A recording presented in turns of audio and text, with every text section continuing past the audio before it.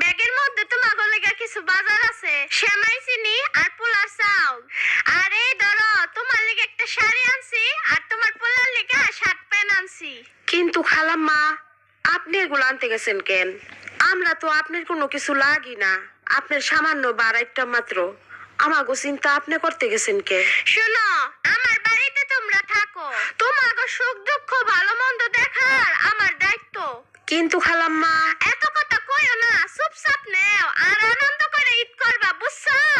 আমরা বাড়িওয়ালা হয়ে হাই ফাই ভাবে ঈদ করবো, আর আমার বাড়ির বাড়িটারা দুঃখে কষ্টে ঈদ করবো, এইটা তো হইতে পারে না। আর ঈদের দিন সকালে তোমার পোলারে নতুন জামা কাপড় পিন্দাইয়া আমার কাছে পাঠাই দিও, ঈদের সালামি দিমু।